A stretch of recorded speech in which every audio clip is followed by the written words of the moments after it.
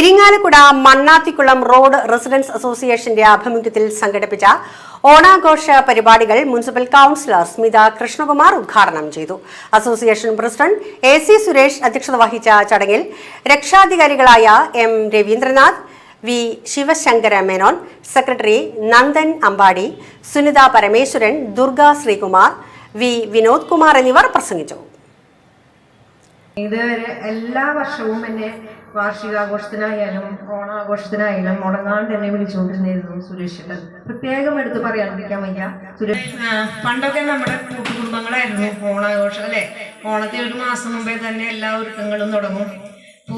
എല്ലാവർക്കും ഉപ്പേരികൾ ശേഖരിക്കാൻ ഒരു വട്ടി, പൂ പറിക്കാനായിട്ട് വേറെ പറ്റി, അങ്ങനെ ഞങ്ങൾക്ക് നെയ്പ്പിച്ച് തരാറുണ്ട്. പായ പനമ്പ് നെയ്ക്കിനോടൊപ്പം തന്നെ ഇതൊക്കെ ചെയ്തു തരാറുണ്ട്. നമ്മളന്ന് വരവ് പൂക്കളും നല്ല പറമ്പിലും പാടത്തൊക്കെ ഉണ്ടാവുന്ന പൂക്കളൊക്കെ ശേഖരിച്ചിട്ടാണ്. പലതരം പൂക്കൾ ഉണ്ടാവാറുണ്ട്.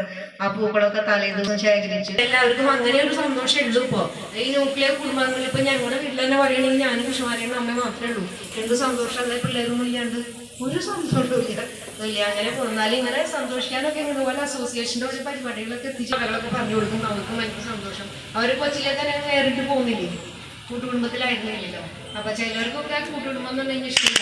പക്ഷെ എനിക്ക് ഭൂമിയുടെയും സ്നേഹത്തിന്റെയും എല്ലാത്തിന്റെയും ഐക്യത്തിന്റെയും ഒരു നല്ലൊരു ഓണം ആശംസിച്ചുകൊണ്ട് ഈ ഓണാഘോഷത്തിന് തുടക്കം കുറിക്കാമെന്ന് ഉദ്ഘാടനം നിർവഹിച്ചതായി ഞാൻ പ്രഖ്യാപിക്കുന്നു.